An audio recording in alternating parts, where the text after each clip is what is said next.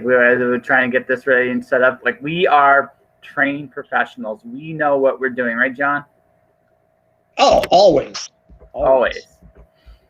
Like, I actually forgot to hit the audio record button right there until we just did this. Like, I probably should record the audio too. But anyways, again, technical genius. I am a professional. I do this for a living or something like that, right? So, that all said, ladies and gentlemen, welcome to episode 536 of Just Joshing. I'm your host, Joshua Pendeloresco. I write stuff, I podcast, and tonight I'm illustrating. And I'm going to make sure I say this right because, you know, he is a scary-looking man. No, it's all good, though. John Anthony Chihak Soltero? Yeah, that's good. It's good. See? I mean, I guess you can. I mean, with your last name, you probably get that a lot too, where somebody just like butchers it completely. Well, that's why I always feel bad, right? Because it's like, oh no, it's one of those names, and I'm not familiar with. But I got my name, so I feel like I have a higher standard I have to live up to because I've already had one of those complicated names. It's like, yeah. So you know what? I can't fuck up. Like, that might be an unrealistic expectation, but you know that's totally like my thing. I tend to like, you know, you can't say that, right? It's like, sure I can. I must say it right, or they'll be mad at me. And whereas I know this too, and you know this as well. You just get used to people not saying your name right. You just you get used to it. And, you know, it actually becomes kind of a joke after a while. It's one of those things where, like, I don't really have a nickname, but I have friends that know so many Johns that, like, my legal last name is just Chihak. And so, like, I have friends that's what they call me. It's just Chihak. So I don't have a nickname. It's just my last name. And it's, I mean, at least they pronounce it right. You know? Yeah, that's good. So for me, right? Pendeloresco, let's see, the names I've heard over the years. Let's go with the common one, the comic and classic, Pans to the Rescue. Right? The common that's common, classic. Everywhere I've gone when I was a kid, somebody would come up with that name. That's your name. It's like, no, please, something original. My personal favorite belongs to a gentleman by the name of Rob McLean, grade 6. He went and said, Josh Alphabet. It was like, you know what? I could respect that. I could honestly respect that one. For phonetics, Ken Telamigo is one I heard that was like, it used to be an old telephone way back in the day called a Ken Telamigo. So I thought, okay, that was clever. That was, you know, I can respect originality. Pants to the Rescue is the one where it's like, it's the default, you have no creativity. Because I've heard that one a zillion times. But if you can come up with something that's kind of like fun, different, pants, various versions of pants, you know what I mean? So, I mean, that's like, so, I mean, it's just one of those things where it's just like, there was a very brief time I was Mr. Pants, although I have to agree with one of my best friends. She was like, nah, you're not a pants. You're just not. I said, yeah, no. Well, because that makes me think of what's the actor's name, Joe Pantoliano, and so like he was always Joey Pants, right? Like, he's done interviews from when he was a kid, and he's just like, man, people in the neighborhood used to call me Joey Pants, and I don't know if that was more of like because people couldn't pronounce Pantoliano, and I'm probably not even saying it right, but or if that was more of like just we're just going to give you a nickname kind of thing. So do you want to see my sister gave me to draw? I actually was, what should I draw next? I didn't have like a game plan tonight. She sent me a Lego picture of the Ultimate Warrior with the WWE Championship. Lego. Oh, I just saw that because I just shared the thing on my Facebook. Yeah. No, it's just like, what should I draw tonight? And it's like, it's just like Ultimate Warrior, Lego. Legos are hard. Let me tell you something. Legos are actually hard to draw, right? They're deceptively hard. The base shapes are easy, but the expressions, oh man, they're actually a challenge. So that's what I'm going to be. Yeah, that's cool. Cause like, I actually went to college for animation. Okay. And as much as I love like Pixar and stuff like that, like my heart is always going to be in 2D animation, always. Like it'll, because that's what I first experienced. Probably what a lot of people who are 30 and over first experienced. Yeah.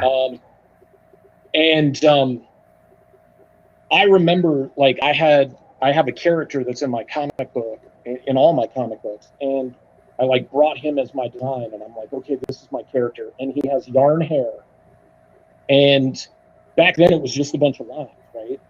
And his face was static. His face didn't do anything, and everybody in the class, there was only like 5 of us, they were like, what's going to be fun about animating that? And I'm like, he's a great character. And they're like, yeah, but like his face doesn't move, like he doesn't emote, his hair is going to be horrible to like draw thousands of times while he's like doing stuff. So you kind of had to simplify it, but at the same way, like make them more interesting. So it's kind of along the same line, except probably, I don't know, as one of my friends said when they saw me on my light box drawing one day at a coffee house, they're like, that looks tedious. Is that tedious? And I'm like, no, drawing the same thing relatively differently 47 different times to get like 3 seconds. And no, it's fun. Like, you don't think about it. Because that's something. Yeah. In that, like, you're not thinking about the repetition, because what you're doing is you're going for that diversity, right? Because it's not, it looks the same, but it really is. Like for me, for me, the hardest thing about drawing a human being, well, okay, I gotta admit, the first time I tried to draw boobs, that kicked my ass, because that's not as easy as it looks, right? But hair, and the reason why hair is so hard to draw is it's because it's exactly that. It has to look different enough to do it, and there's a real, what I had to learn was it's all in your shading. Like it really is in your shading with your hair, right? Light shading creates one wave of hair, heavier shading creates another wave of hair. And what you're trying to do with hair to make it look like hair is you're not trying to do like you're not trying to do it where it's the exact same shape and color, because that doesn't look like hair. What looks like hair is a little bit different. Like it's like darker stuff here, lighter stuff here, and you're kind of mixing and mashing it. And sometimes you're going to get it right. Sometimes you're still going to screw it up, because so you're trying to do like a light thing. It's like, no, that hair is hard. I've been trying to draw. So I've been illustrating a little project for myself. Like even though I'm not going to say my illustrations are good. I'm trying to capture, except for the last one, is where I'm going to put the most effort in, because it's my little homage to Fahrenheit 451. And one of the things, since I'm doing a lot more illustration stuff, I want to express like happiness. And I remember there was an ex-girlfriend of mine. I saw a video of her in the rain. She was just so uninhibited, just enjoying herself in the rain. I was like, that's what happiness looks like. So I want something like that, right, to close out, because that's like happiness is a feeling. It's an expression, and it's a moment in time, and you want to convey that story. But the thing is, it's the hair, man. The hair just kicks my ass every time. Does that make sense? Yeah, no, hair can be really difficult. I know a lot of my characters back in the day had like real specific types of hair, and they still do, but through like repetition and through actually, interestingly enough, like practicing with changing, like working with like natural hair versus unnatural hair and stuff like that really made a difference in how I depict it, but it's still really ultra simplified, because that's just more my style, to do more of like a comic, like an American comic book anime hybrid almost, or manga hybrid, I should say.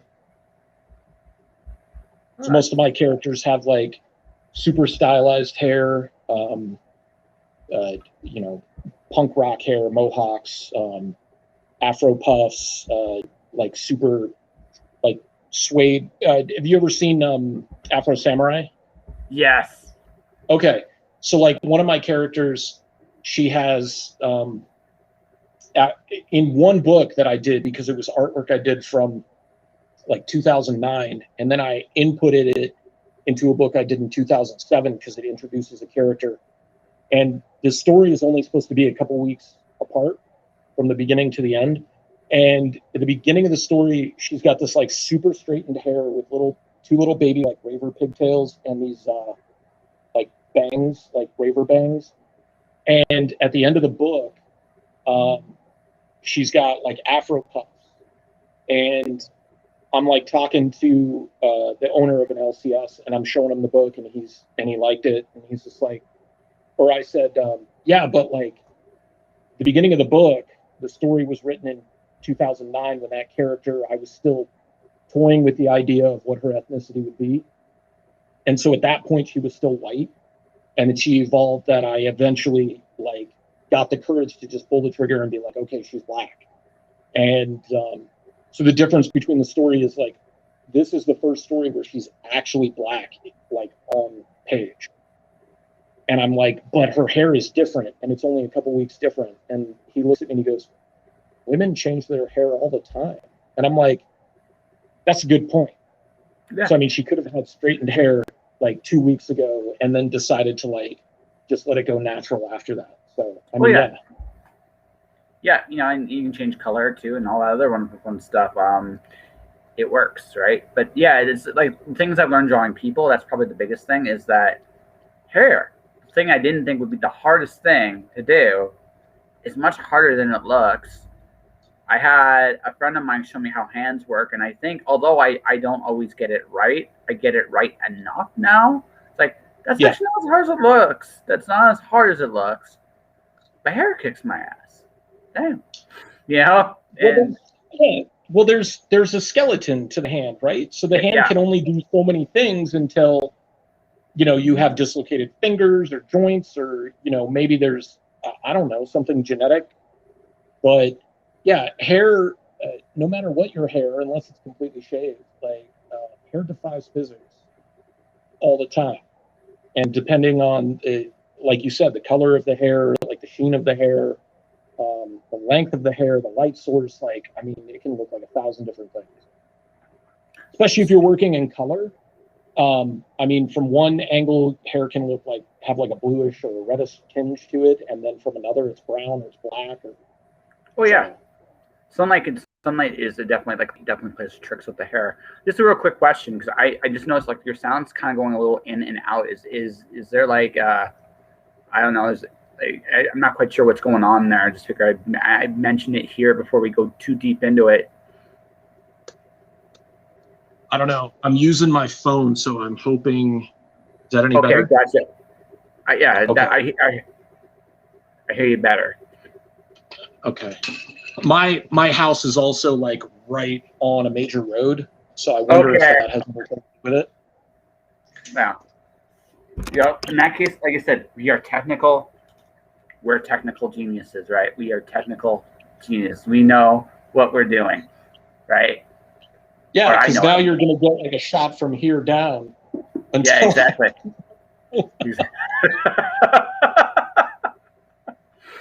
Total. Because I don't have like a mini tripod anymore. I've just got this like full camera tripod that's now sitting on my desk at the lowest possible stand. So. No problem. No, I get it. No, you do what you got to do, right? You're doing what you got to do. Like I said, I'm not complaining. Like I said, I just find it a hoot that people actually want to come draw with me on my show. It's kind of fun, and the type of people that have come on to draw on my shows too has been really, really cool. So, that's cool. Yeah. So, I'm going to be trying Lego Ultimate Warrior. What are you? So, what are you going to draw tonight? I don't know, man. Drawing a version of the Ultimate Warrior actually sounds kind of fun. I've been on like a Disney princess kick lately. I don't know why. I have an idea. Scary idea. Scary. What if I think I know what you're going to say. Yeah, I think you do too. Picture a Disney princess as the Ultimate Warrior. Okay, so a Disney princess as the Ultimate Warrior, or the Ultimate Warrior as a Disney princess? Because they're two different things. Either way. Okay.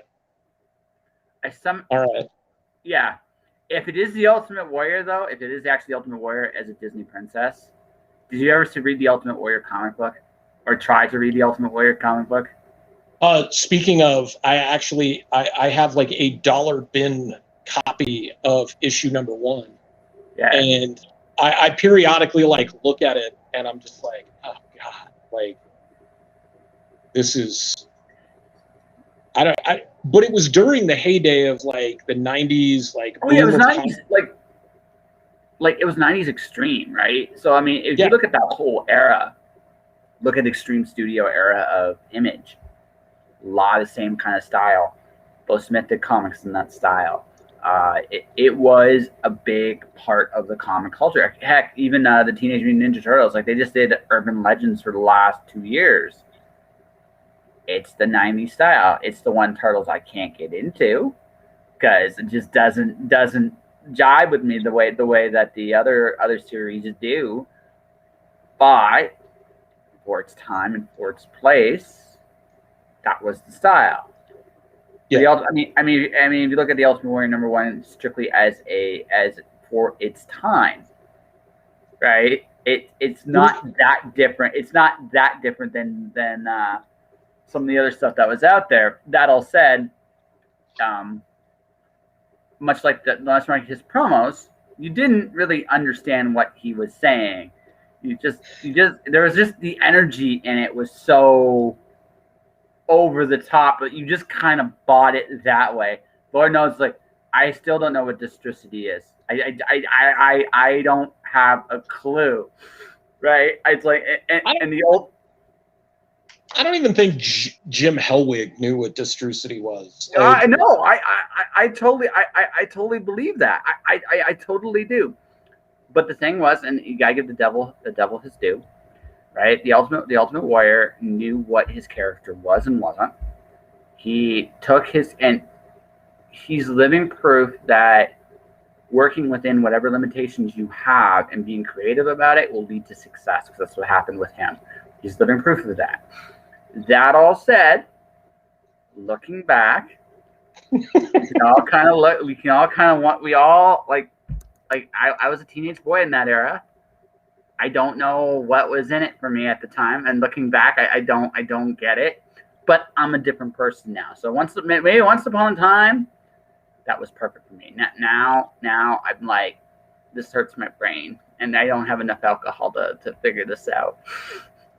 And I'm Canadian. Yeah. Me saying that is an epic feat in of itself. Like you know, we drank up here. It's like, but it's like I don't think there's enough alcohol for me to figure this one out. Like I don't know.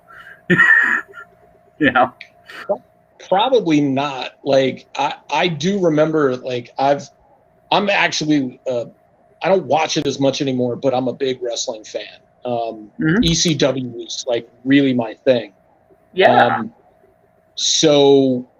Like I'll watch videos on YouTube where they like talk about the history and stuff like that, and they do a breakdown of like I forget which channel it is, but they do a breakdown of the Ultimate Warrior in WCW, and they talk about like how the minute he came out on camera, it was already over at that point, because like.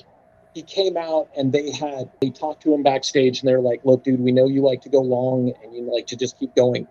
We have 7 minutes to do this whole segment. And he came out and they said their part and he grabbed the mic and started talking. He went for 15 minutes. I remember that. And you could see Hulk Hogan, who did these like bombastically long promos in the 80s and 90s and stuff, and it was very old school. And Eric Bischoff just standing there looking at each other like, what is he doing? We told him 7 minutes. Like, we can't cut him off because it's live. But what do we do? So, like, I guess people in the back were, like, panicking. And, like, okay, we got to cut this match. This match is down to 5 minutes. Oh, now it's down to 4 minutes. Okay, now we're cutting this match. He's an interesting character. Just, I mean, I'll just say he was, what are they... where he's got like the two halves, like he divided fans so much. Well, because a character like that, I mean, a person like that does like if we're gonna talk like media, like controversial stuff for just a second, the reason people simplify things in their mind as good and bad. That's not necessarily the truth. That's not necessarily the truth.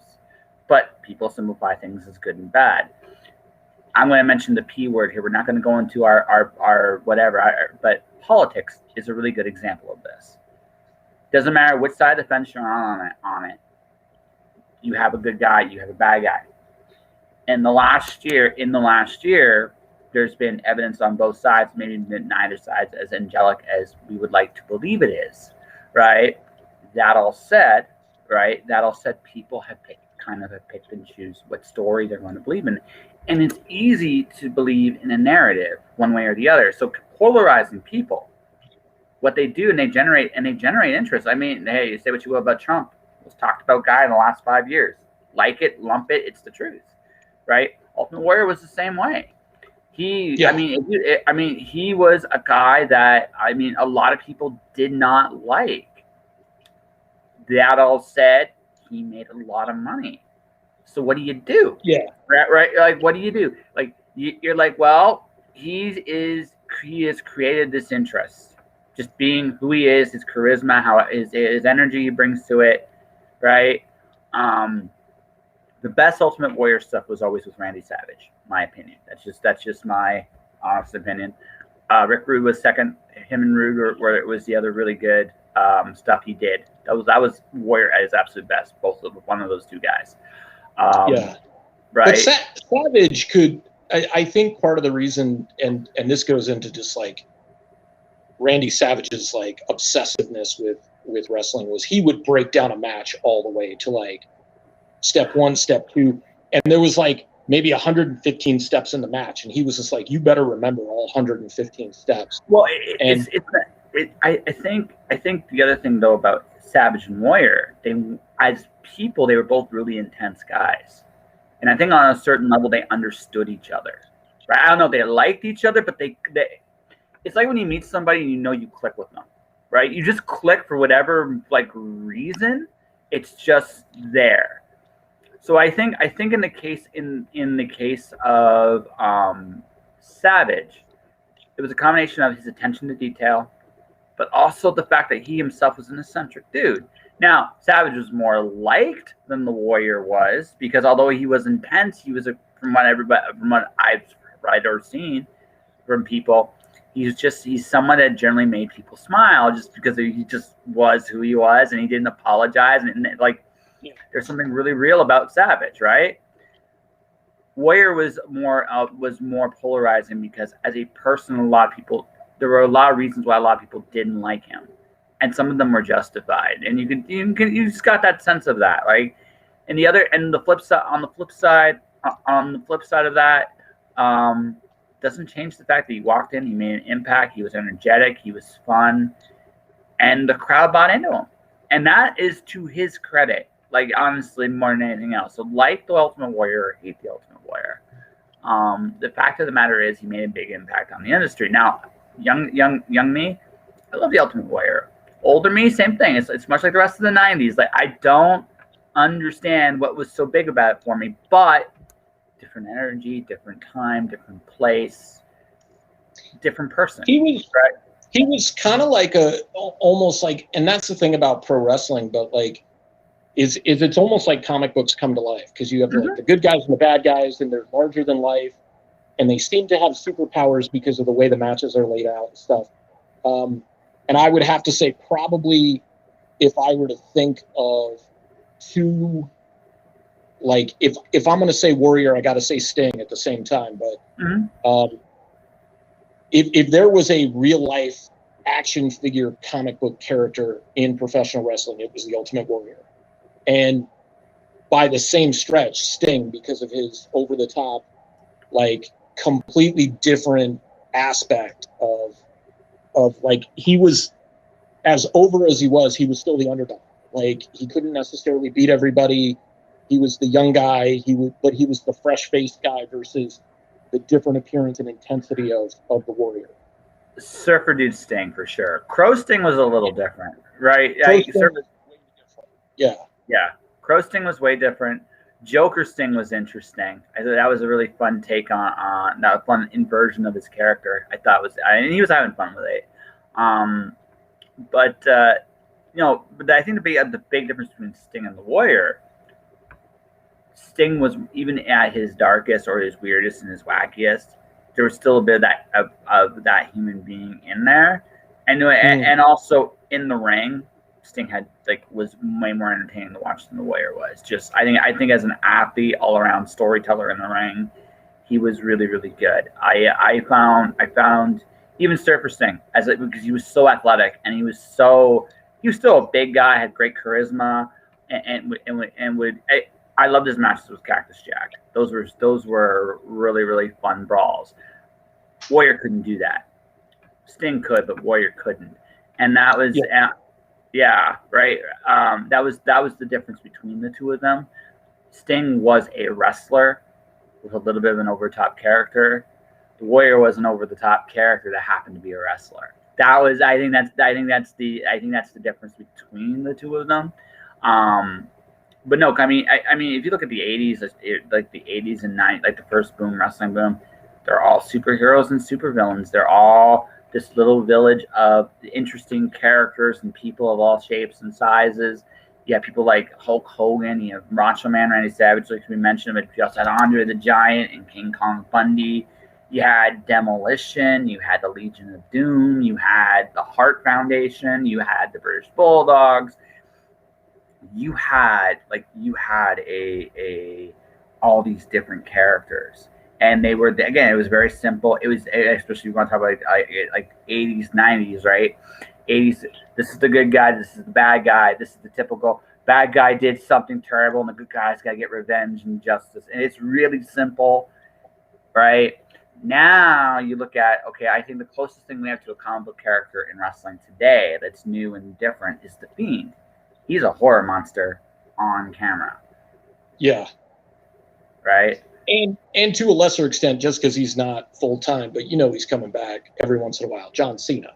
Yeah. I mean, John Cena is, because he appeals to kids, and that's and like with the merchandise and everything, he's super colorful. That was the same thing with Warrior.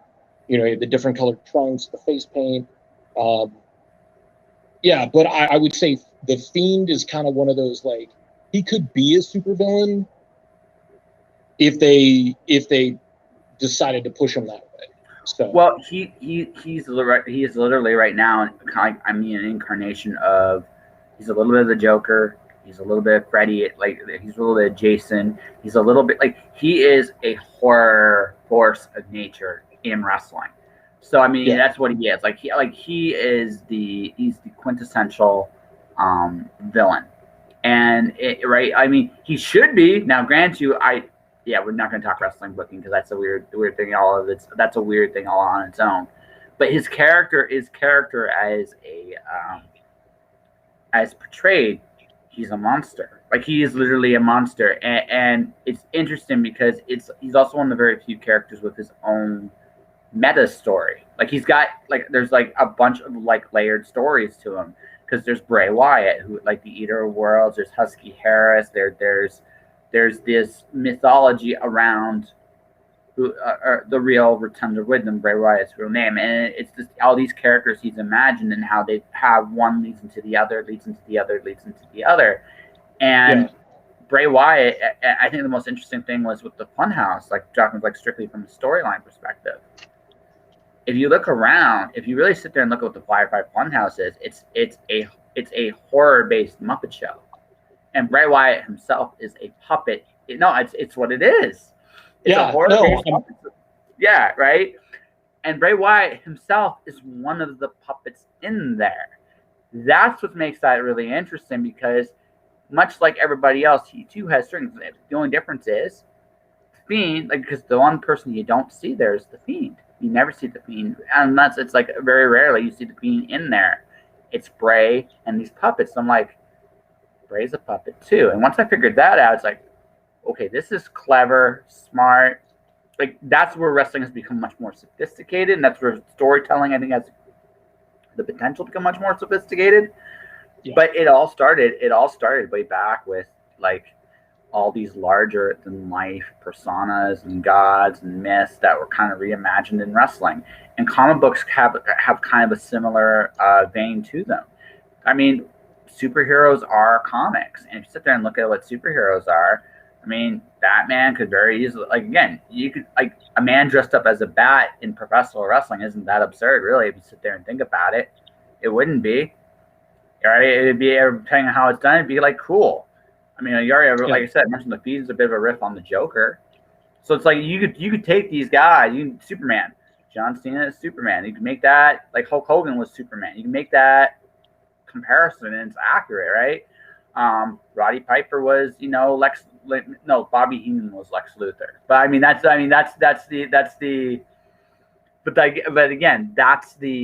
you sit there and think about it, like, comic books and wrestling aren't that different in terms of the stories they're telling. It's good versus evil, right? It's traditionally, that's why comic books, I mean, you can do a lot more with comics. You can tell different stories in the medium. But if you look at what DC and Marvel and Boom and IDW primarily work with, it's some form or another of a heroic tale. Whether it's the Ghostbusters or Ninja Turtles or Power Rangers with Boom and IDW, whether it's the X-Men with Marvel, whether it's Superman and Justice League in DC, it's good versus evil. And I mean, so you're sure you can add little nips and tucks and stuff, but you're just seeing these companies playing with their own mythologies all over and over and over again, telling very much a good versus evil kind of battle, which is why, like I said, that's why I think it does. There's a lot of pro wrestling fans like myself who are also comic book guys, because they're not that different. Definitely. Yeah.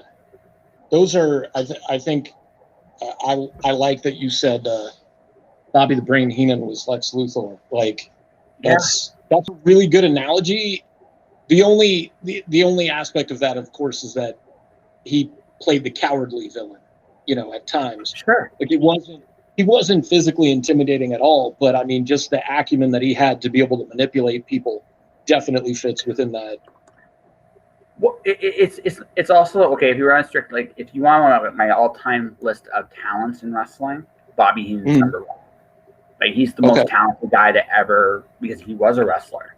Most people forget that. As a commentator, he was way ahead of his time. As a manager, he's better than Paul Heyman. I don't care what anyone says. All right, Paul was better with the microphone than Heenan was in terms of cutting a promo. But that's the thing. Heyman's better than Heenan at. Heenan's better than him in every other way. He took bumps. He knew how to be the tough guy when he had the advantage. He knew how to back off and run. And the reason why I think Lex Luthor analogy works, we look at Luthor's history. Luthor, the mad scientist, he'd come up with these monsters and he'd throw them at the Man of Steel all the time. He'd come up with, like, these big technological things. Modern Lex is it's a little bit more of a stretch, simply because modern Lex is more of a businessman. He's a little bit more nuanced. He's a little bit more capable. But if you look at the heart of Luthor as a character, he's a man afraid that he's going against somebody better than him. That no matter how good he becomes, he can't match up. That's Heenan's story with Hogan. Hogan was too good for him to manage, right? So Heenan would send guy after guy after guy to try to beat Hogan. And for the first title run, that was the story for Hogan up until Andre. Heenan would send a monster after monster after monster after monster after Hogan, and Hogan would beat them, and then he would flee and fight another day, right? I mean, right? That's I mean, a classic superhero, supervillain story. Superman saves the day, bad guy runs away. Next week, same bad time, same bad channel, comes back, tries again. All right. I mean, again, we tell. I mean, it doesn't matter what genre we go with.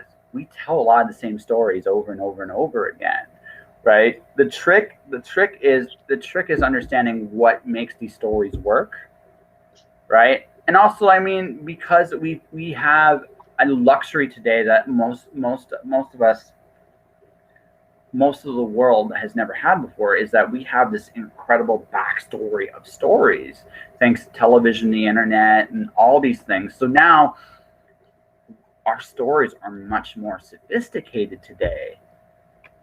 Yeah. Because we have so much material that we've already played with.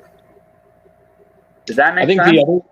Yeah, and I think the other thing that really makes a story is because you're not going to tell an original story anymore. Like it's always been told in one way, shape, or form. You have to find a new way to tell that story.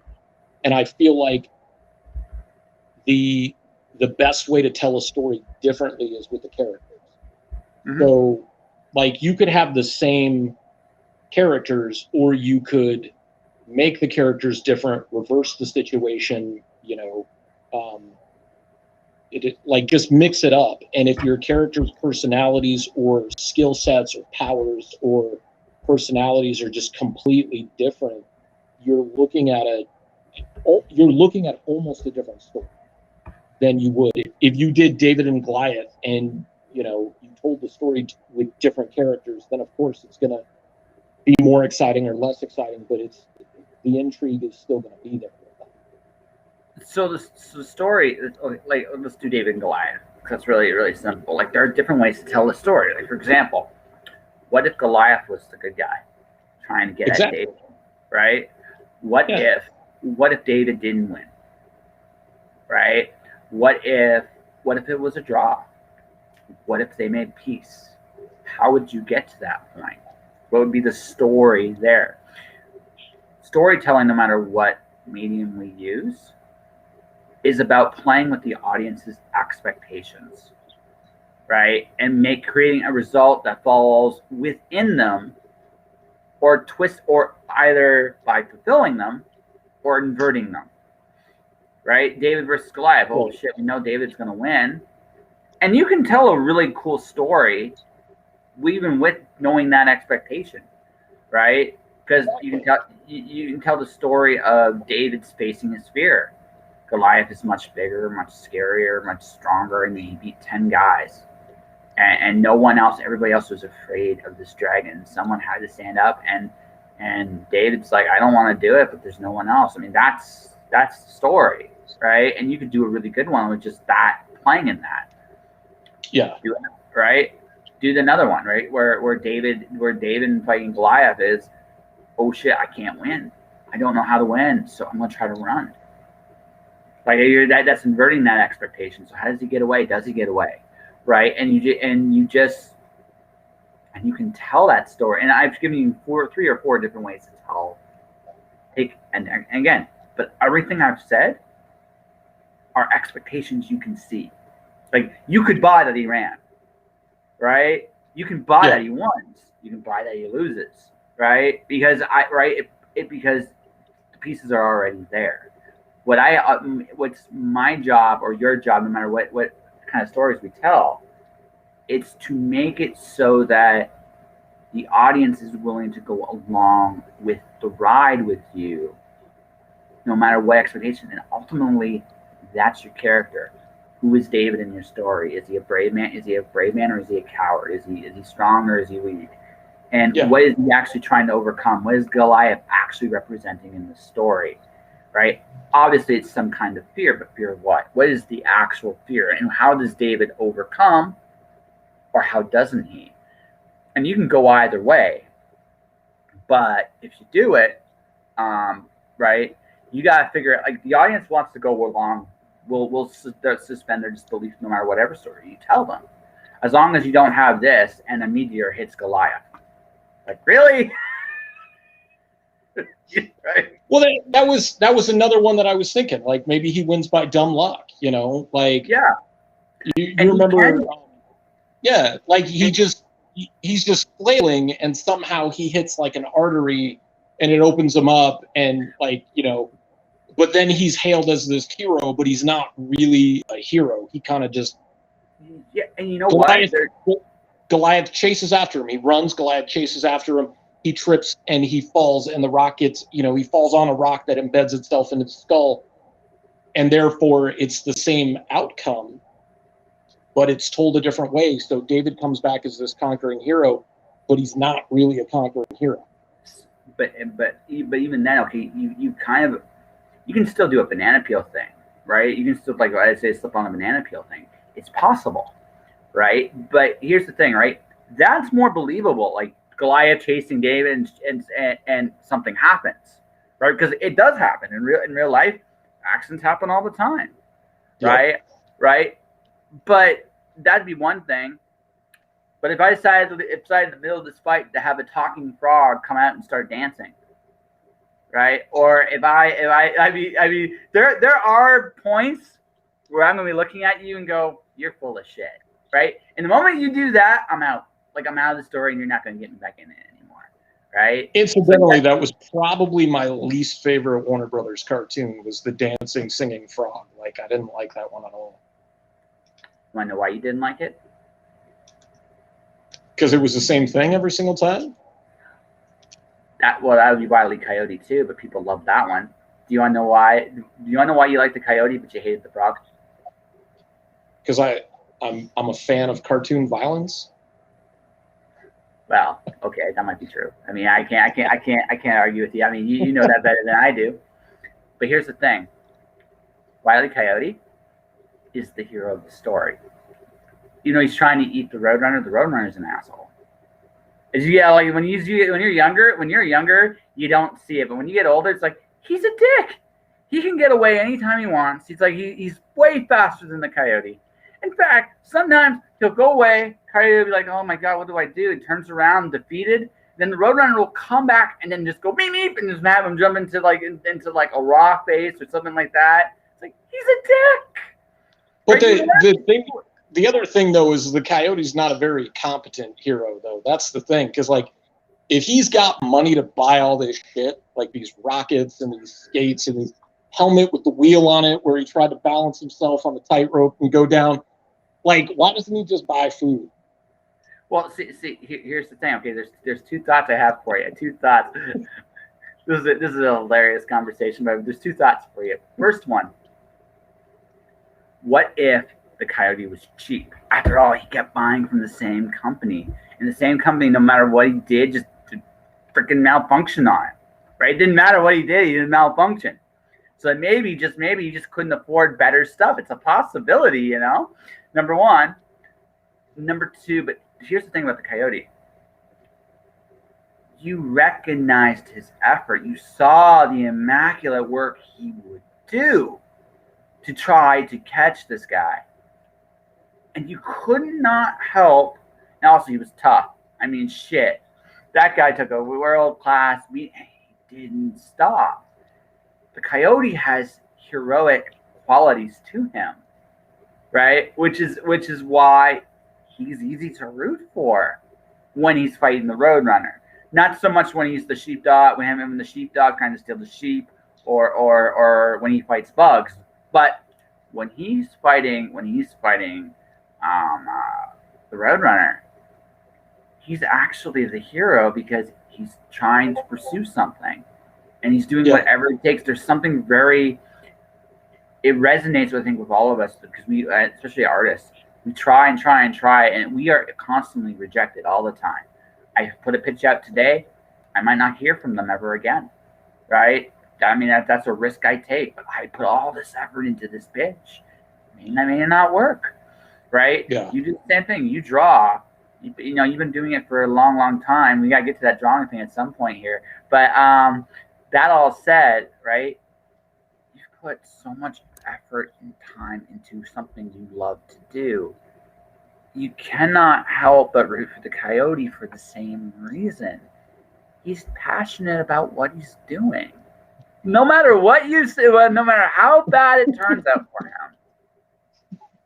Right? See, that's why I see. All right.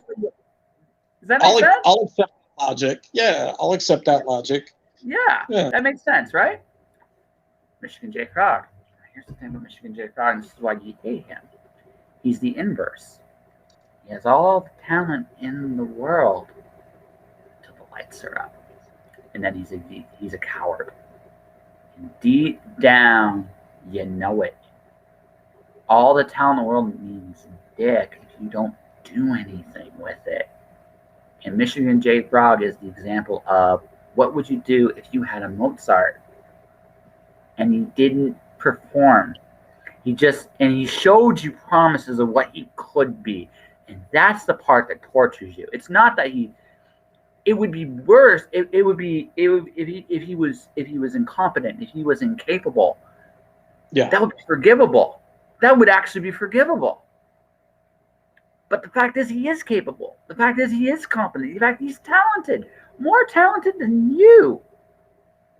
I can't do that. Shit, I wish I could. But that motherfucker gets those, and then he gets break after break after break after break, just based on his talent, and he can't come through worth a shit. That pisses me off. What if he has stage fright?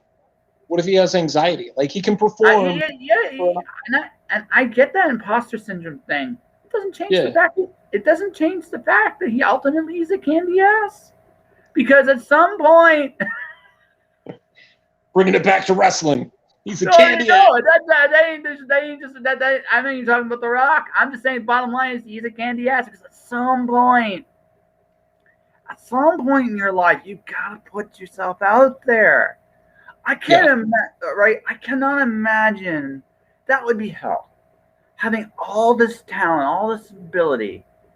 Okay, I put myself out here right now. Now, whether people watch it or not, that doesn't it doesn't matter. I put the effort out. Now, people have come in, people have watched, people have checked out while we've been talking. Right? Some in, some out. But the reality of the situation is, right? I put an effort out. And whether you like it or lump it, you gotta respect it. Because at least I tried. Yeah. People respect effort. People just there's not the worst thing is when you deal with somebody that you know could be better. Because you've seen it, even in the way that they try to deny it, but you can certainly see it in their bones. They are great. They might even be better than you, and that might be a hard pill, especially for someone like me to swallow, because I have a massive ego. Like, hello, but it doesn't really, but it doesn't matter, because it doesn't matter if they're better than me or not. If they're not going to go out there and do it, it's a waste. And that's why you hate Michigan J. Frog, because he's a fucking waste, a wasted opportunity every time he goes on stage. Coyote, you can respect. Hey, you know what? Coyote, you can respect, because at the very least, he tries. And you know what? I nothing else. I can respect that. I cannot respect you getting chance after freaking chance after freaking chance and just sit there and do fuck all. Right? Yeah. Get off shit or get off the pot. That's how I look at it. Like, that's literally it. That's why you can't stand the Frog. All right. I at least have entertained you with that. And not even just entertained. You've made me think about it too, because it's just like, he's boring. He's a stupid character. Oh, wait a minute. You know, maybe there's something to this thought process that Josh has, and if I apply that. But then there's the other part of my brain that's just like, we're discussing the psychology and the philosophy of cartoon characters. We're talking about stories, man. Yeah, but at the same time, like, that's real life. Like, that's what makes something compelling or not compelling, right? Yeah. So, like, it doesn't. Seriously, I could write about a jar of dirt. I have written about a jar of dirt. I did it for shits and giggles, right? Just to see if I could. It's not a great story, because I couldn't figure at the time when I wrote it. It's not that I couldn't imagine a story involving a jar of dirt. I just didn't have the experience to come up with something that has a character resonance with it. Yeah, now I probably could. Now I'm not interested in it, but I probably could now because I understand it. People gravitate to things they've seen or things they felt, and the great storytellers, whether they write or draw, that's what they do so well. Those feelings, whatever they care about, whatever they like, dislike, whatever they're passionate about, either way, you know it's good when you can feel it on the page, when you can laugh at your shit, you can cry, you can be angry at it, you can be like, right? The worst thing is when you're apathetic, right? Because then that's when you know it's shit. Yeah, I think that's what a lot of movie reviewers and people who review stuff say. They're like, something can be so bad, but it's still like, I want to see how far this train wreck goes. Yeah. But if they're watching something and they're just like, this is so hard to watch because I've got nothing invested in it. Yeah. I've seen a ton of movies like that. Like everything on Riff Tracks and Mystery Science Theater 3000, they're god-awful movies, but some of them are so bad that the play-by-play commentary just becomes that part of it, right? So, or somebody who makes a really bad movie like The Room or Samurai Cop, they're actually making a sequel to that, and it looks horrible. It looks like Samurai Cop. I don't know if you've seen Samurai Cop. It is a terrible movie. It was referenced on Cinemassacre on this one channel that I watch on YouTube. And I was like, I got to find this like wherever it's streaming. And I found it on Tubi, and I'm like watching it. I'm like, God, this is a terrible movie. And then recently I was watching something and an ad pops up, and it's for Samurai Cop 2. And it's the same dude from, I don't remember when they made this movie, but it looked like it was made in the 90s, but I know it was made in the 2000s. Like, that's how bad production value was. And it looks like the same movie with a much higher budget. So somebody in a studio somewhere saw that this thing had a cult following. It was just like, I'll throw a couple million at this just for laughs. And you know it's going to get a streaming contract, and you know it's going to, like Troll 2. It'll be like that. Yeah. Probably not as bad as Troll 2, but it's pretty bad. But here's the thing, right? Sometimes it's just like, okay, honestly, the idea of a Samurai Cop in concept sounds pretty fucking cool, right? It sounds pretty fucking cool. And I'm a Highlander fan. As far as I'm concerned, there's only one movie. John understands my pain. He does. Oh my God. That movie is so hard to watch now. The first one's still watchable. The second one is not. Like, you can't watch any of the other ones. The first one's watchable. Cut? What? Have you seen the Renegade cut of part 2? No. Where they added on, where he's all old, and then he like so-and-so shows up, and the people are flying around on the like discs and stuff. Oh God, no. That was literally probably one of the first DVDs I ever owned. Like, I bought, the very first one I bought was the Dolph Lundgren Punisher. And then I remember going to Walmart, buying, I don't even know how expensive it was, probably like $200 or $300 for a DVD player at that time, because it was like 01, I think. And I bought Transformers, the 25th anniversary movie, which I still have, Unbreakable, which I own, but now in a different format, and Highlander 2, the Renegade cut. And of those movies, Highlander 2 is the only one that I don't own anymore. Yes. In one format or another. Like, because like I got rid of the Dolph Lundgren Punisher, and then I'm just like, God, I want this movie back so much. And I found it on Blu-ray, like a special edition Blu-ray that some crazy person licensed the rights to. And it's got like an unrated cut to it. And I'm like, why do you need an unrated cut? Like, this movie was bad enough as it is. Like, one of my favorite comic book characters ever. And they did the worst possible job creating that character in a movie format. But it's so bad that you can't help but watch it. Because you know what? Sometimes a good movie, like to make a really good movie, legit, is a bit of a miracle. That's the right cast, the right crew, the right director, the right, like, just the right people that really want to make the best project possible. That's a lot harder to find than I think a lot of people realize, right? So it's very easy for a project kind of go off the rails. And I think, but sometimes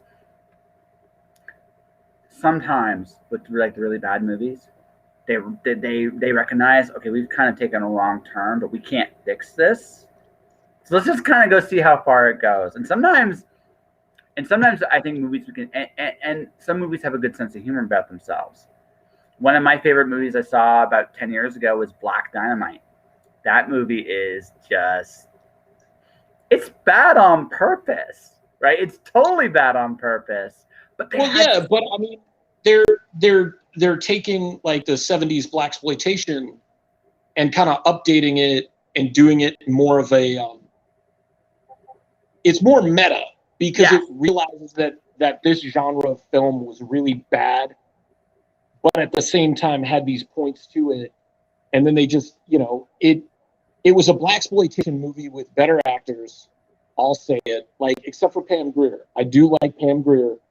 Fred Williamson, I can kind of give or take, but and Jim Brown, like, sometimes he was pretty stiff, but like Michael Jai White played that character really well because he's still not that great of an actor, that he kind of played it stiff, so that you were just like, I could see him in the 70s, walking around in some bell bottoms and a butterfly collar and stuff.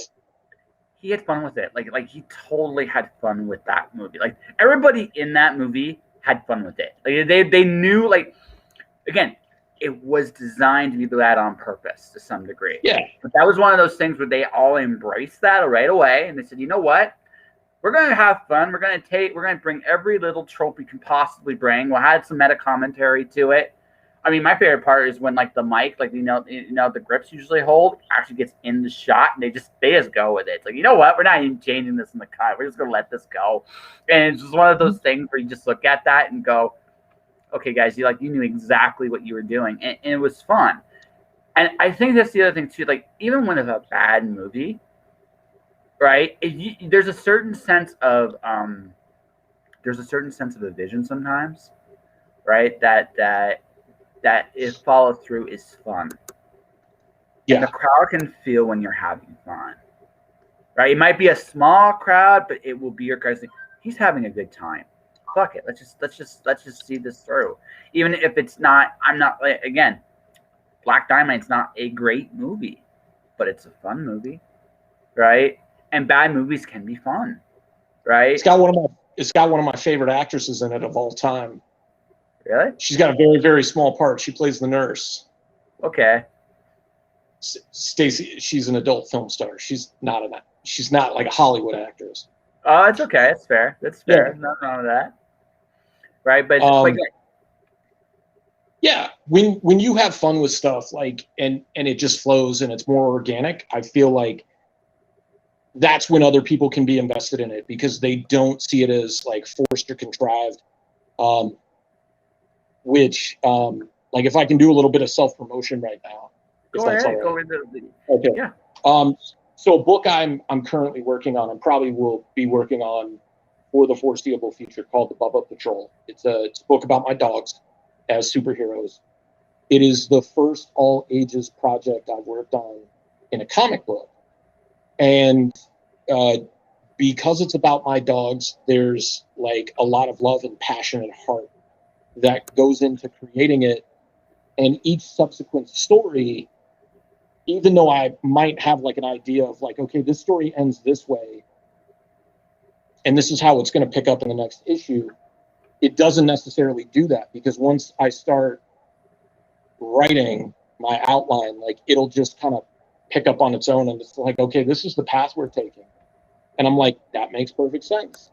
Mm-hmm. And there's moments in it that it gets really meta, which is kind of fun. And probably some of the funnest parts, like, there's actually a part where there's a character based on me in a shot from another book that I do, but it ties into this universe because it's all one universe. And he's in the back of an ambulance getting checked out. And in the crowd is me, like watching this go down. And then I like to put a lot of Easter eggs in my stuff. So like issue 3 has a ton of cameos from like friends of mine. I actually put out like a crowdfunding effort just for that. I was just like, hey, do you want to be in a comic book?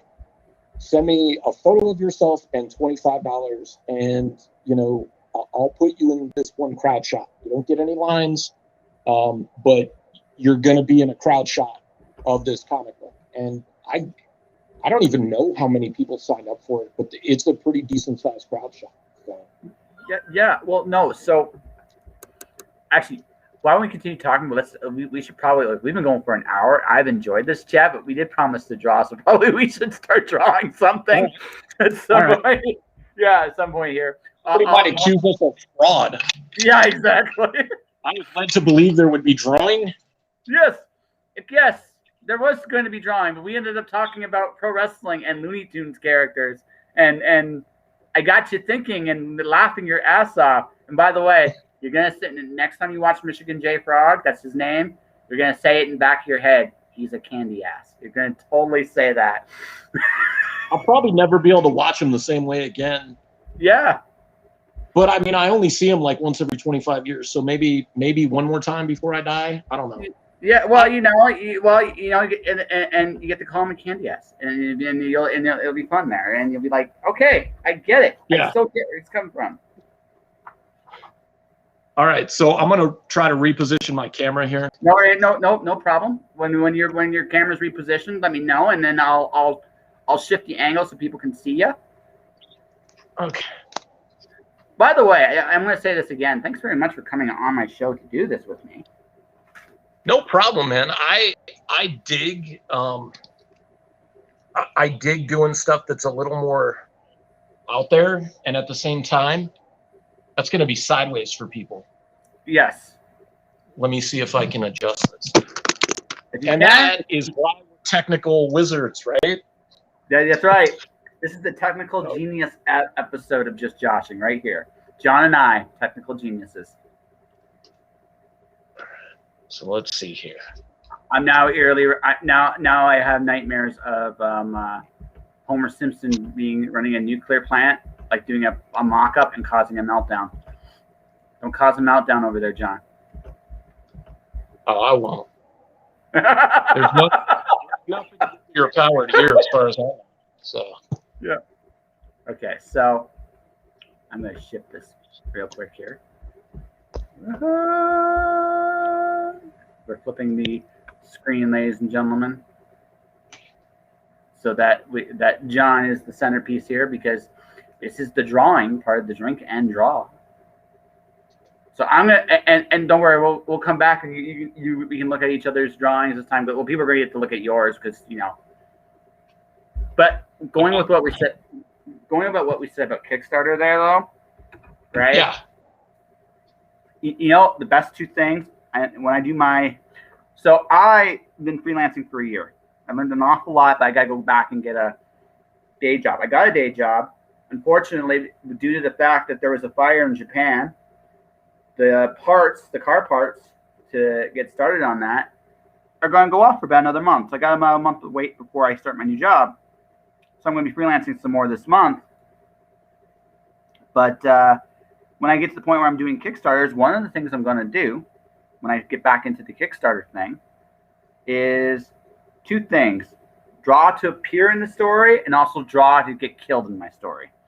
Because people like dying in these stories for some strange reason. Yeah, I actually had okay, quick segue. Who's your favorite Disney princess? Jasmine. Jasmine? Okay. She's mine too. More for a design standpoint than anything else, but I actually like her because she's a lot more proactive than most of the other Disney princesses. Right? That too, but I mean, I'm not a huge fan of like the whole trope of the Disney princesses myself, but I get you. Yeah. I just from a story standpoint, she's just much more interesting than the other guys. Right? So Sleeping Beauty is basically pricks and gets saved. Snow White, same thing. Gets saved from the outside. Jasmine plays a very active role in Aladdin's evolution, and she does it. And she does it like, just because she, much like him, felt trapped and but she wanted to do something about it, right? Right. So I always I've always admired her as a character for that reason, because it's like, okay, now she's also, in my opinion, one of the prettier Disney princesses too. Like design wise, she's very, very pretty. But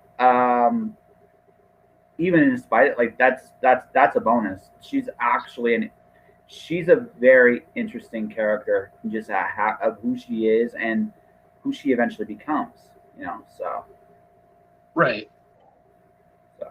No, I think like my first, probably when I was like more coming of age, like in the 90s, is when, Aladdin, Little Mermaid came out. And so the design standpoint, or, the aesthetic of the princess did make a difference to me.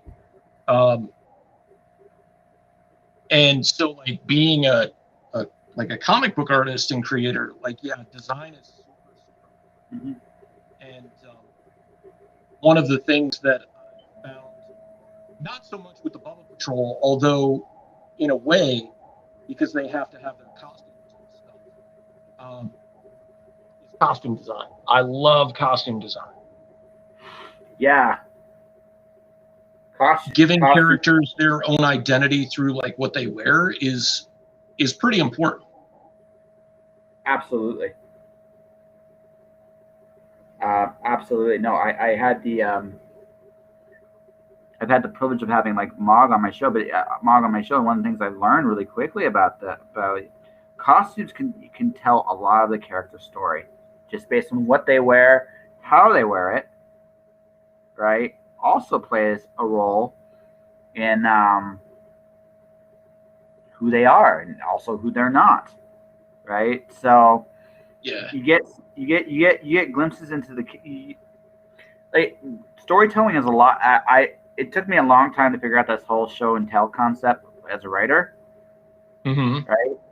But really, it's about creating images to make people see the things and come to their own conclusions, because that's the best form of storytelling. Animation has the advantage of you can actually create stuff so you can see things.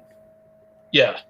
Like Jafar is an interesting one, because to me, I mean, he looks ominous to begin with, right? But to add to that, right, and it's all the things he wears and how he moves, right? He looks ominous. He looks intimidating. He looks dark. He looks like a kind of guy that I'd hide children around from, because he seems like he seems like he'd do terrible things to them, right? Because he's not. I mean, moral compass does not describe Jafar at all. So you get that pretty fast, actually. Oh yeah, I mean, you can tell just from his appearance that he's going to be the bad guy. There's not really I don't think there's like if, ands, or buts about that. So yeah. So but again, Aladdin's one of my favorite Disney movies. It does a lot of these things very well. I was Jasmine is probably my favorite Disney princess. I was thinking about this for the last couple of weeks, and I was asking friends who their favorite Disney princesses were. And, after they answer, they're like, well, who's yours? And my initial response was Shell from Road to El Dorado. And then I immediately realized that's a DreamWorks movie. Yes. And so like my answer immediately switched to Jasmine, because I'm like, well, Jasmine is one of my favorites and she's my favorite Disney princess. And then there's the argument that's made about like all the other princesses, like Mulan wasn't really a princess. Pocahontas wasn't technically a princess. Neither was Princess Tiana, because, in America we don't have royalty and the native peoples don't either. And I'm like, all right, well, like, so then we're just really stuck with some of these other princesses. And like Ariel is cute, but like her story is kind of the same thing, where it's like, you just kind of ask that same question, like, what's the motivation and like what matters here and stuff like that. So, well, the thing is, Ariel and Jasmine have similar motivations. They actually do, right? But they both want to kind of escape their fate a little bit, right? But the difference between them is Jasmine didn't sign no contract with no devil to lose your voice, right? It's kind of hard to root for the Ariel after she signs that agreement. Right. It's kind of hard to. Well, like her story is kind of mixed with the whole monkey paw mythology, where she gets what she wants, but there's the backside to it. Mm-hmm. Because she loses her voice, which is like her most prized possession. Yes. No, and that's the part like about her that makes me go, yeah, I can't root for you. I mean, I just can't. Because on one hand, I can't say Jasmine deserves all the heartache she goes through. I don't think I can make that argument for Jasmine. But you, Ariel, yeah, I can't say you didn't have anything to do with your grief. I can't really make that argument. To agency seems to be a very popular word, but it's true. You kind of chose this mess up, right? Yeah. You kind of chose it. So. Very much so. Jasmine didn't choose her mess ups, right? Jasmine just wanted it. Just wanted to see if there was more to life than just getting married to some prince who would not appreciate who she was. And then she found, and her solution was she found somebody that did appreciate her. It's actually cool, right? And kudos to her because, we all kind of want that on some level, right? So I can respect that. It's one of those, okay, that's a cool arc for you. Right? Right. Yeah, no. I totally get that. Like she wanted to control her own destiny. She didn't even necessarily want to get married. But like if she was going to have to, it was going to be to somebody that she actually liked and respected and wanted to be with. And I think that's therein lies the key difference is, there being this idea thrust upon you versus the idea of actually wanting to be with somebody. So yes, and like I said, she kind of made her own decision, and you respect that. And she didn't duck her responsibilities either. Which she was more adult than most of the other Disney princesses, which is why. It's amazing. Our whole conversation tonight has been about cartoon characters and pro wrestlers. True. Very true. But I mean, like, is there really anything? Yeah, is there really anything better to talk about on like a Friday night than cartoon characters and pro wrestlers? Yeah, I'm not saying there's anything wrong. I didn't imagine this conversation would go from Wile E, Coyote to Disney princesses. I never. Again, that's why I do this show, right? I'm always surprised. I'm always pleasantly surprised by who and who I talk to and what they value, and what I can have a conversation about with them, right? Right. I like I said, I mentioned the drink and draw, and you said, yeah, I'll do it. It was like, okay, what are we gonna talk about? I don't know. We'll figure it out.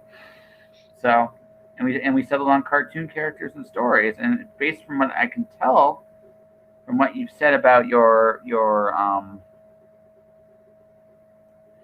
project with the puppies, it's like you've been thinking a lot about story crafting, like you're like on various levels for a long time yourself. Yeah.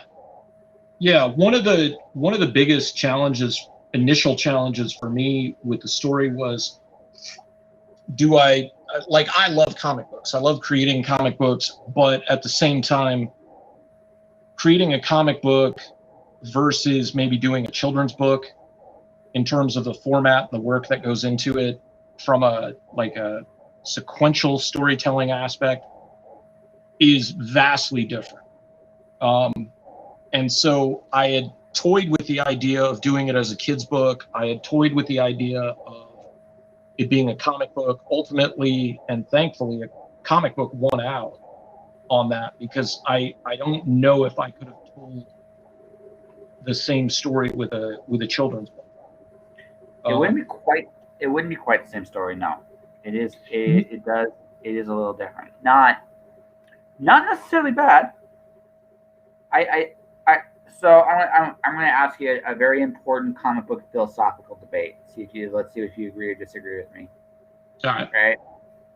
Dr. Seuss, one of the 3 greatest graphic novelists of all time. Are you asking me if I agree with that? Yeah.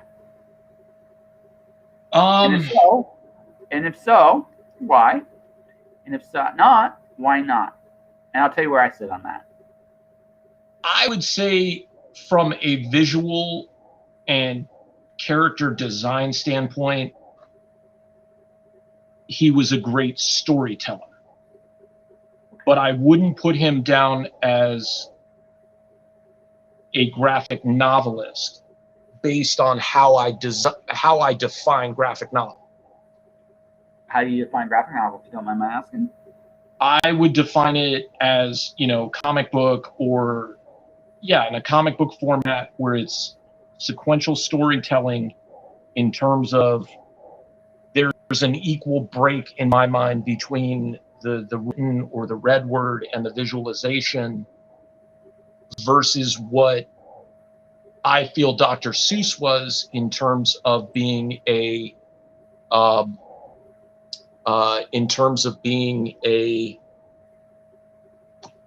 storybook artist. And he was great at it, don't get me wrong, but he was telling them with single imagery versus the flow of a story and showing necessarily movement and development, because the word held potentially more to a lot of people because of the way it all rhymed.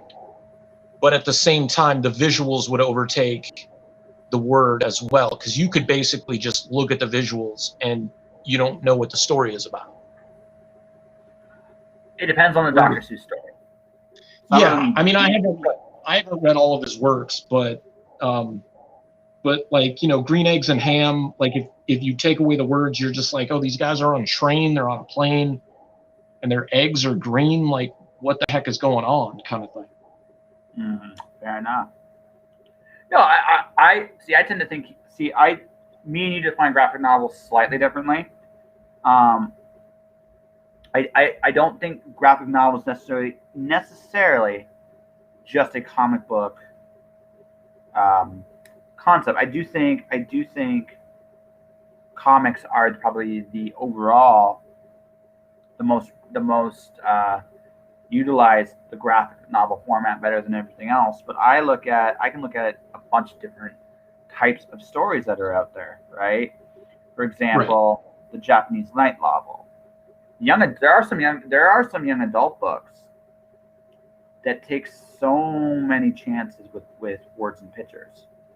A good example of that is Hugo Cabret by Michael Zelzniak.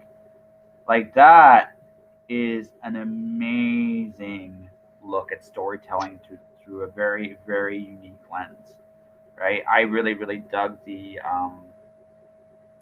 effort, and I would consider that a graphic novel in the truest sense of the word. It's a novel with graphics in it, right? Or words and pictures merging to tell a story together, which is how I define it. I don't necessarily define it as a comic. So because of that, right? So because of that, and don't get me wrong, I think comics are I love comics. I love me my give me Saga, give me Teenage Mutant Ninja Turtles, give me Green Lantern, give me the stuff I like each and every month, and I'm a happy man. Because comics are like comics when they are done phenomenally well, and I would go so far to say without comics there is no graphic novel. But I just look at what goes on with other stories and other mediums, and I think, I think even with comics, right? There are some really cool limitations. There's some really cool concepts that have used words and pictures beyond what is traditionally done with panels and storyboards and what comics do. But don't get me wrong, I have nothing but respect for anyone that does a comic. They take an incredible amount of work and time and effort and energy, right? So I have no, but I do see it like graphic novels are very loose, a little looser than you do, if that makes sense. But I think your reasoning is interesting. Yeah, and I mean, there's some creators that I look at, and even though like I respect where they are, or, what they've done or their body of work. I mean, I may not necessarily be a fan of it. There are certain creators that I feel, build more towards what a graphic novel is because of them lending their skill set to it. Like I always, probably for about 5 or 6 years now, I don't say talent, I say skill. Because to me, talent is something that's innate, something that you don't have to work really hard at. Whereas a skill set is something, maybe you've got like a innate ability to do something, but it's something that you have to develop. And while somebody can pick up a pencil and just draw the human form, remember a cityscape and recreate it completely and totally in detail from memory, it takes a level of understanding like that balance to me to develop that in order to tell a story well, in order to understand your characters. I mean, that's not something that you're like, okay, here's my character, this is their motivation, this is beginning, middle, and end, and that's just how it works. Like that's never the case. No. And I mean, that's the case for any storyteller. I don't think that's unique to like comics, but at the same time, I think it's one of those things that I think I am drawing the Ultimate Warrior as Jasmine and not Jasmine as the Ultimate Warrior.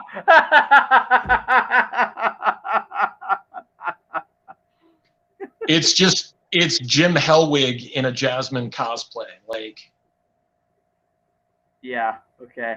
But that's all right. I mean, dude, I don't judge. That's awesome. It's Ultimate Warrior night on my stream, ladies and gentlemen.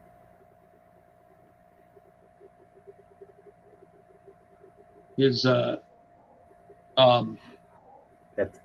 amazing. I love it.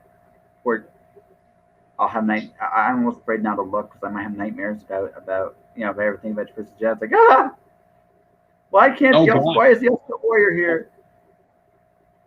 Or like if you can envision like Jasmine's, like how she appears physically, but with the warrior's voice coming out of her, like reciting all of her lines. That's like the stuff nightmares are. Yeah, that's singing like I Will Show You the World and like all these other things. And no, I can show you the world with the Ultimate Warrior snort. traditional story. I control you, the world. Snort. She can show you destrucity. That's right. Destrucity. That's right. She can show it, can't define it. That's right. Define destrucity. I don't know. We're so confused and terrified at the same time. Right? I think maybe he was trying to say like destruction and make it an ity like ending, and that's how it came out. And you know what? That's cool. But you know what the really sad thing is we'll never be able to ask him that now. No, we won't. Although that's probably one of those questions that he probably got at conventions and stuff a lot, and he probably hated it. So what did you mean when I said destrucity? You know, if you think too much about that stuff, don't think about it. Just go with the energy. Okay. I can imagine he was probably like, "Shut up and pose for the picture." Guess it. So, kid, no one likes you. Oh. I'm gonna try to draw Jasmine as. So I'm gonna draw Jasmine first, and then I'm gonna draw the Ultimate Warrior. Yeah. Yeah, I'll show you what I've been doing. I did. First off, the Ultimate Warrior, the thing my sister sent me, that face paint. Again, those Lego expressions are so hard to do, right? And like I said, I've only been drawing for like 4 months now, so it's just been I've been just constantly experimenting and learning things, right? So, including tonight. Although tonight has also been a great talk about the epic importance that is cartoons. So, which I think is a great, as you said earlier, a great way to do a Friday night. Definitely. So, I'll show you my second one because the first one. I'm out of here. I'm gonna turn this back in. Oh, da, da, da, da. So, you ready to see my scary Ultimate Warrior? I'm gonna have. I'm like, I opened it up on my computer, so it's gonna have like a little bit of a delay. No problem. I'm just gonna hold it up there for everybody can see. This, ladies and gentlemen, is my ultimate Lego Warrior. Dun, dun, dun, dun, dun, dun, dun. What is he holding? Is he holding a trophy? Yeah. All right. I got it. He's got the belt on. Yeah. He's got the little, what do you call it? The weird little pants crotch mark going on. Yeah. Okay. Yeah. Literally the painted on muscles, because that's how they do the detail on the Lego. Got it. That's right. Okay. How'd I do? I dig it.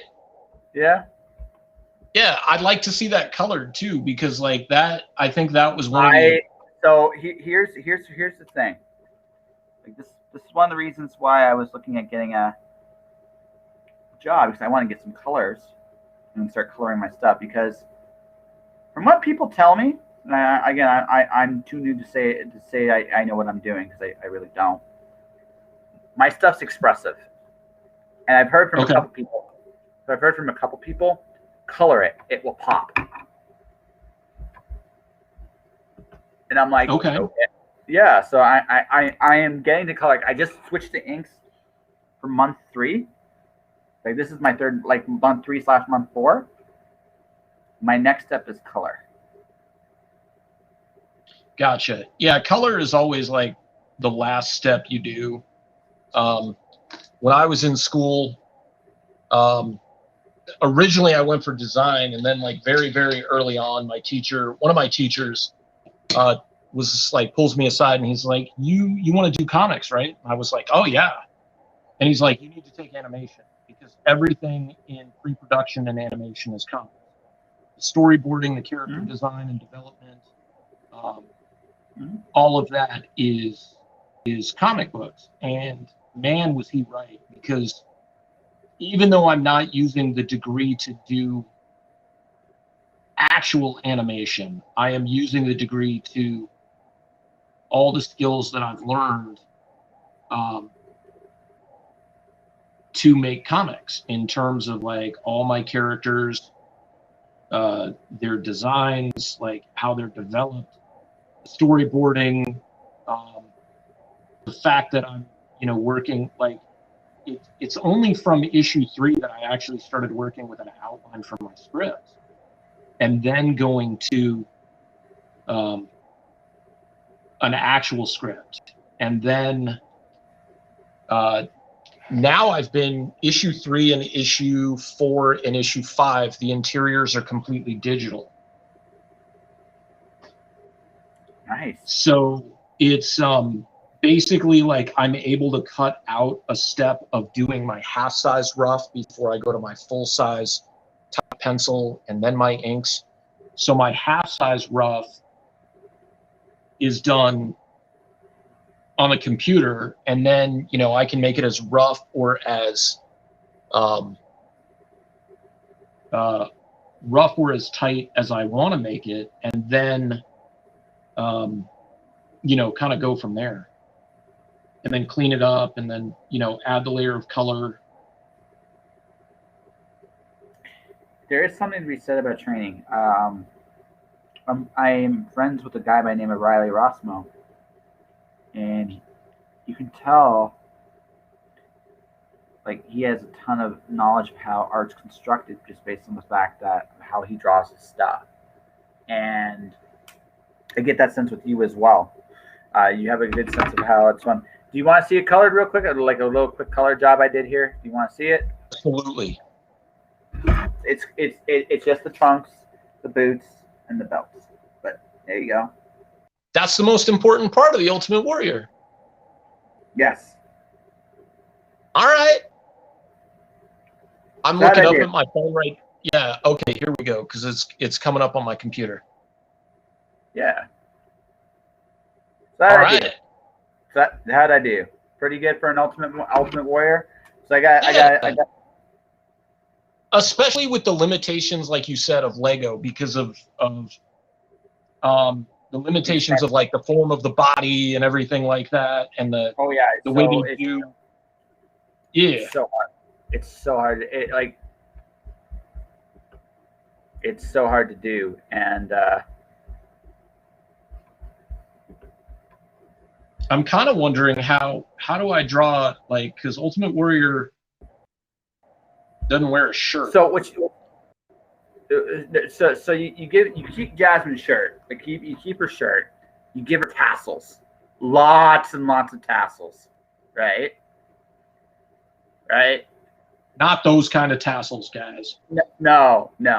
You give her the Ultimate Warrior style tassels. You give her like some kind of war paint, She can even just do like remember the little bat he wore like when he was champion. You can just give her that. That's what you want, right?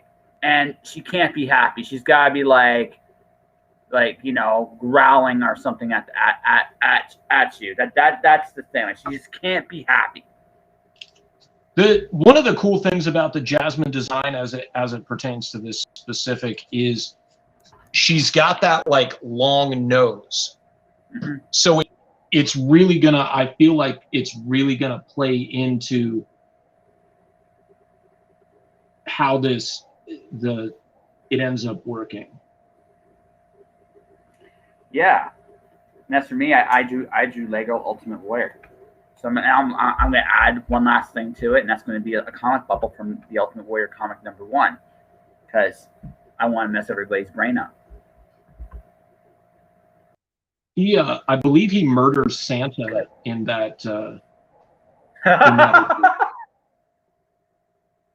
Because there's a panel or a page where Warrior's putting on Santa's pants, and like Santa is like, I don't know if he's dead or what, but he's laid out and he's in his tighty whities and he's just like on the floor. yeah. So you know, I'm sure he had his reason for murdering Santa. Sick guy.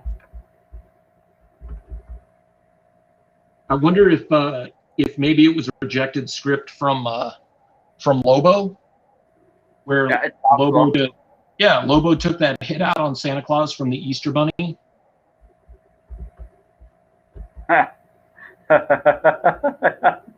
Yeah, I remember that.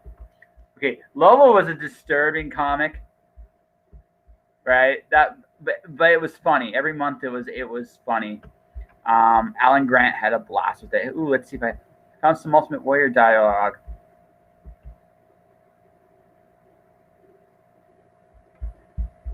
Ultimate Warriors. I want to see. Well, with the Ultimate Warrior dialogue, you could basically just do the Peanuts adult dialogue, yep, where it's just like it would make the same amount of sense. I know, but it's one of those things.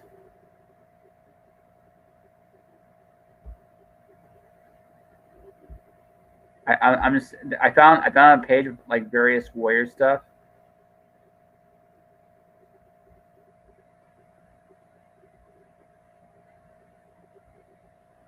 I'm just looking. You mentioned Riley Rossmo. I actually picked up Harley Quinn, the new Harley Quinn Infinite Frontier this week, and like I got a kick out of the artwork. Like I'm kind of in a lot of senses I'm over Harley Quinn as a character. Like I think she's overexposed, but part of the reason I picked up the book is because I really appreciated the artwork and the previews. So I mean, Riley's got a lot to, or Riley is primarily the reason for that. So for me, it's actually I'm a fan of both Riley and Stephanie Phillips. Riley, I know, and I knew him before he got into comics. Actually, he got me back. He got me back into comics. Once upon a time, Riley worked at a comic shop called Another Dimension Comics, based out of Calgary, and I was finishing up. Wait a minute. Whenever you say Calgary, dramatic pause. Alberta, Canada. Calgary, Alberta, Canada. Man, storm homage right there, ladies and gentlemen. Right? But he actually got me back into comics. It's ironic because I was living in Windsor, and Windsor does not. Well, it's not true anymore. But at the time, it had a terrible.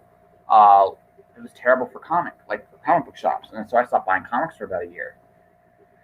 So, found the definition of districity, by the way. It's interesting. But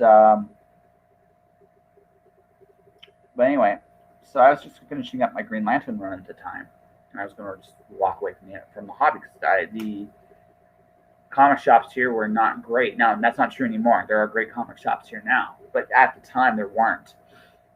One of them was so bad that when I came to visit here about 6 years ago, I walked in when the New 52 relaunched.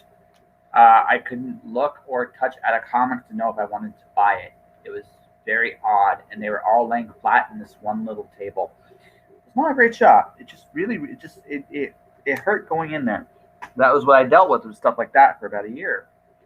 Mm. So I go back. So I go to Another Dimension, and me and him just started talking comics. He got me to try different books out, and this is before how he got in. This was before Proof. This was before Green Wake. This was before anything he's done. He was still drawing at the time. He was good even then. You could tell he was going to be great. So I've watched it. I pretty much get. He's one of those few people I will get pretty much every book from if I can. He's definitely he's an incredibly talented guy. So, but I also, as a friend, it's really cool to watch a friend of mine actually do really well in the industry. I know this. I know, like, I'm sure Gotham City was the last place he ever expected to be drawing on a regular basis, but he's very good at it. And when you sit there and think about it, it makes sense that he's actually the guy to draw it, because because what Riley does really good is monsters. Gotham in itself is a character, and it's kind of a monster. It hides other monsters inside it.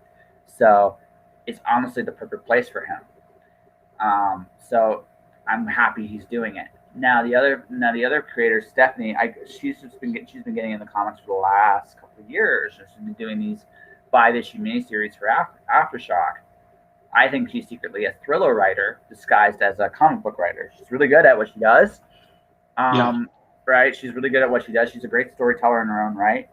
And so you put those two together, and I'm thinking you're going to have these psychologically dense stories with cool looking monsters, which is perfect. And if there's anyone that's going to make Harley Quinn a more serious character while still kind of true to who she is, it's going to be Stephanie. And if there's anyone that's going to draw like the coolest monsters ever forgotten for Harley Quinn to fight, it's going to be Riley. So that's going to be a great book. And that's kind of the cool thing, because like I'm not a Batman guy. I'm a Nightwing guy. Like Nightwing is my favorite character. It took me a long time to develop the love relationship that I have with Nightwing. My first favorite character was the Punisher, but I mean, and I still appreciate, you know, the contributions of that character and stuff, but to see the evolution of everything that Dick Grayson has been through is amazing to me, even though it's been like 80 plus years now. Oh yeah. I have to say that, yeah, Batman still has the best villains, followed very closely by Spider-Man, and then I would say Superman and the Flash probably are tied. So for me, I agree with you with 1 and 2. I think Flash is far and away 3. I think at that point, it really depends on how you view the X-Men, right? Okay. Yeah. Yeah. It depends on how you view the X-Men. I'm not sure Magneto's a bad guy, right? I'm not sure. You can make an argument, but I'm not sure, right? Well, yeah, because I mean, from a certain perspective, you know, how do we know Professor X has not been mind controlling these characters his entire time? And to a certain extent, they've brought those stories out where they're like, well, he has. Yeah, absolutely. And that's what makes, I mean, that's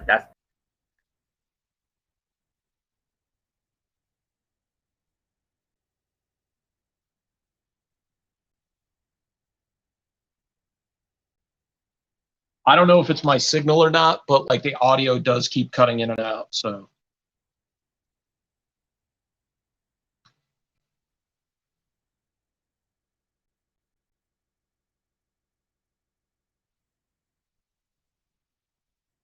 Josh,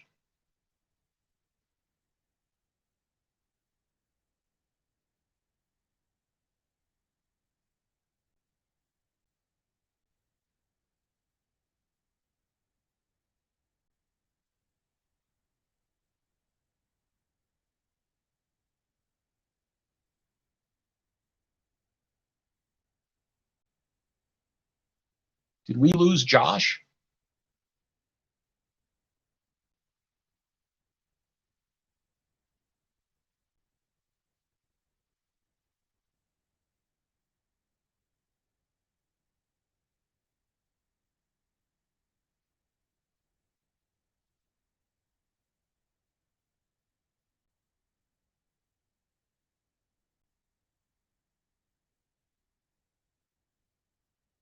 I am totally butchering this hand placement here.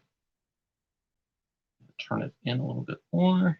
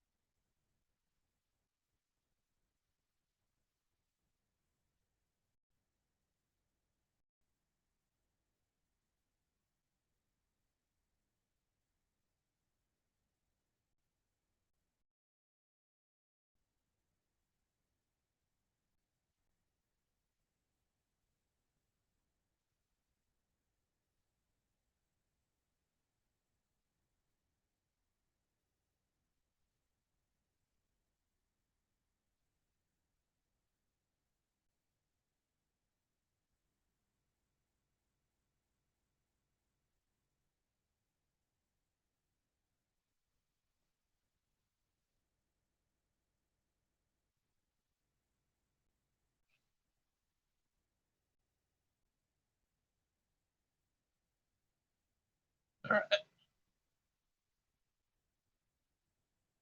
So Josh just messaged me and he said he'd be right back. So I'm just going to keep going. And I'm actually going to look up a reference for the old winged eagle belt.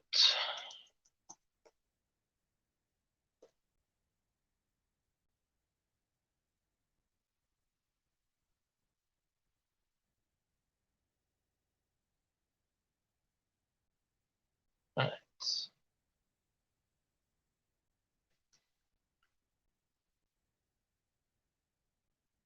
And it's actually nothing like I remembered it. So that's kind of cool.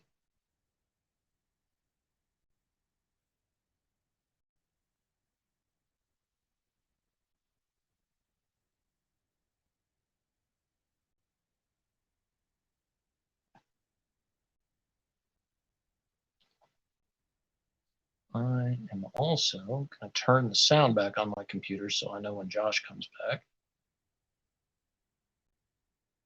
All right.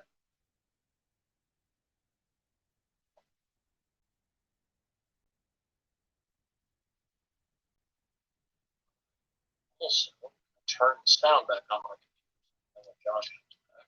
And then turn the sound off on the video so we don't get this feedback.